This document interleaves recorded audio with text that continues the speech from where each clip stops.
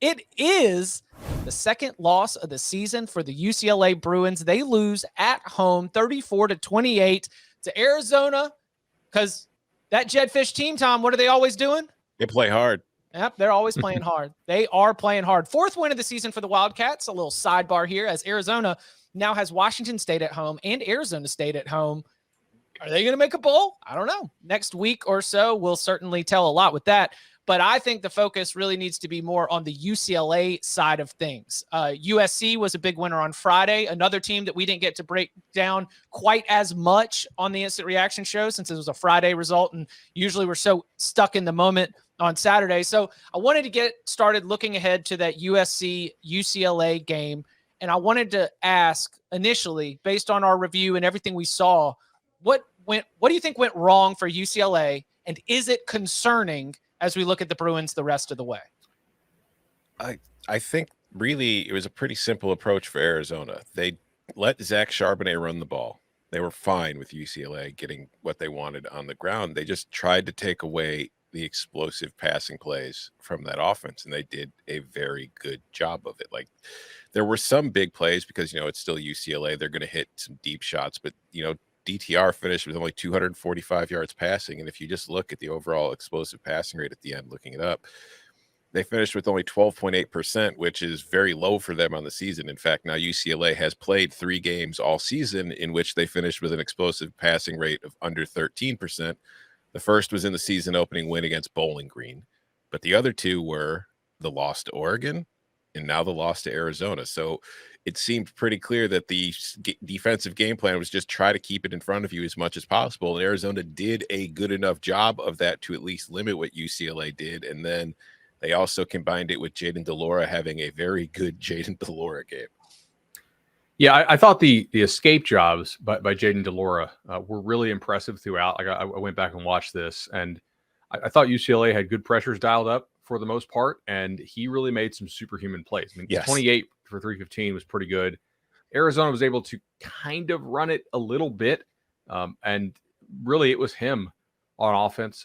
Them cashing in their red zone chances for touchdowns was a major theme here. UCLA obviously did not do so, and they only scored 28 despite having 465 yards of offense.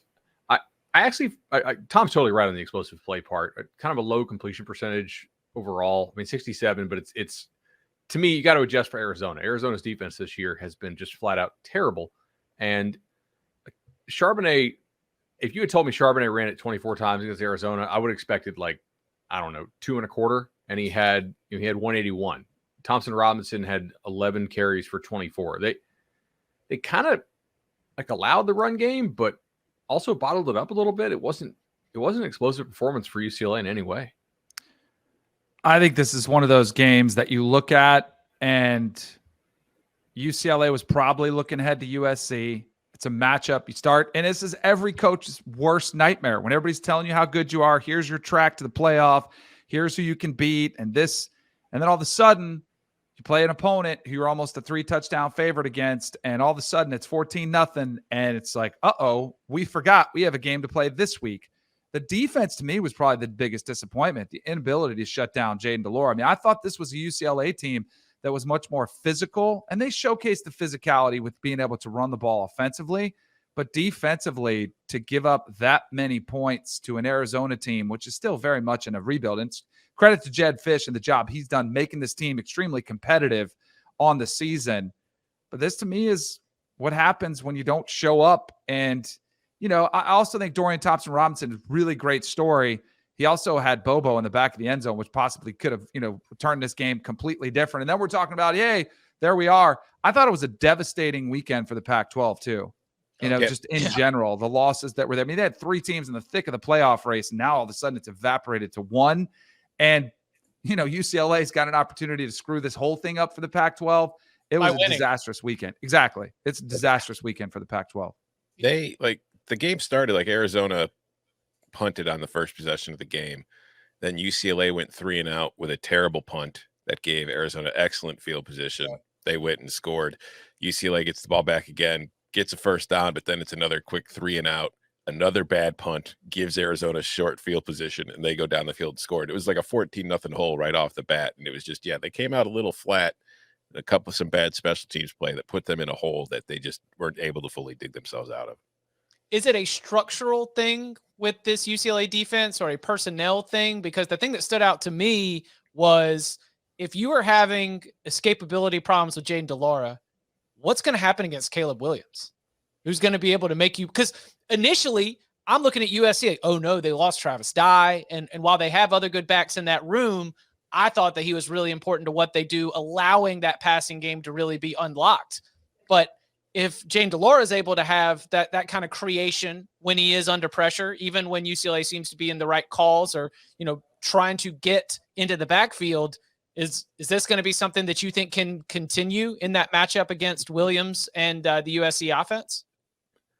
I mean, Caleb Williams is a very good player. So if Caleb Williams is able to run around and scramble in the pocket and avoid pressure and make things happen, I don't think anybody will be surprised. But I think a lot of what Jaden DeLaura did in that game is not sustainable. I will put it that way. It was very much, it was hero ball, kind of like Johnny Manziel, peak Johnny Manziel kind of football, where it's I was having stress attacks just watching him run. Because if you watch Jaden DeLaura run, he holds the football in his one hand and he's pumping like this. And it's like, I'm sitting there waiting for him to fumble like a billion times, but yet he never does. So it was just, I think it's a problem that, Caleb Williams can exploit it if it happens because he's very good. But again, I don't think there's, Caleb Williams can get out and burn you on third downs. That's what I saw. Yeah. You've got a 3rd and long situation. UCLA dials up the right pressure. You've got to commit because you've got stud wide receivers out there on the edges. And then, oh no, here goes Caleb Williams to run for 9 yards, get out of bounds and keep a drive alive. Do you have stud wide receivers on the outside? I think you do, but how healthy is Mario Williams? How healthy is Jordan Addison? Even had a splash play against Colorado. That's when that dude can go. Yeah, I mean, you get reminded that even down on number 4, number 5, on that depth chart, you've still got some really, really good football players. 100%. I think it is much more sustainable for Caleb Williams than it is for Jaden DeLaura. But to me, if we're looking to do a little early thoughts on this game, the health of both teams is going to be absolutely vital, right? Mm-hmm. USC on defense, are they getting Eric Gentry, right? How healthy is Goforth?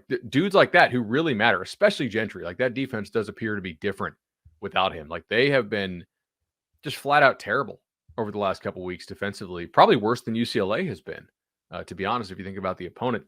And for UCLA, I know they got a couple guys out on defense in the linebacking core. Are they going to get Kaz Allen back? He's an explosive weapon for them on offense. I think the injury report here is going to be really interesting to watch this week because those guys seem to matter on both sides of the football. And I mean, to me, UCLA has looked just as good as USC has for the most part this year.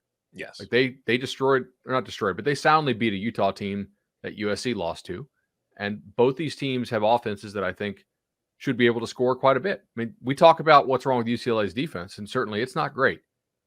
How many did Arizona put on USC? It was just as many, right? Yeah. Can't remember the exact. 50 2 weeks ago. Yeah, it was 45-37. Yeah. So it's not like USC completely shut down the Wildcats either. But I mean, going back to for this matchup with Caleb Williams, UCLA, you mentioned it, Bud. They did a good job of putting pressure on DeLaura in this game. UCLA has pretty much done a very solid job of pressuring other quarterbacks all season long. And the one thing with Caleb Williams at time is for somebody who is as mobile as he is and able to move around, he kind of hangs out in the pocket a little too long at times. So that could be something worth monitoring in this game as well. What are some of the other Danny, what stands out to you about this matchup, USC and UCLA, where each team is at heading into the weekend? So before this game, I kind of liked UCLA coming into it because of the physicality I was talking to. I thought they would control the line of scrimmage better. Clearly, with Charbonnet running the ball the way he has been, I thought that would be a significant edge, and it's also a great way to keep the ball away from USC, to try to limit their amount of possessions that they've got. But now that's kind of thrown up in doubt here. The ability for the defense, no doubt they'll still be able to run the ball, but now I'm looking at it's probably going to be a shootout. And if you get in a high possession game, who do you trust more? Do you trust Caleb Williams or do you trust DTR? I'm going to lean towards Caleb Williams because that dude has been playing some really good football. DTR is a little bit up and down too. You know, he's just a little bit up and down when you look at the consistency or lack of consistency. 82.5 was the opener at Circa. Jeez. I don't know. Got bet down to what, 73? It got bet down Really? all the way to 73. Yeah. So- it went. That was huge. So UCLA, USC opened at 82.5, and Minnesota, Iowa opened at 32.5. Just a slight 50-point difference in those. How is this ones. the same sport? No, I I, don't know. love it. That's why I love it. Like when I saw those openers and we had an 82 and a 32 on the board, I just wanted to hug the entire odds board and be like, yes, thank you. This is amazing. Styles make fights or something.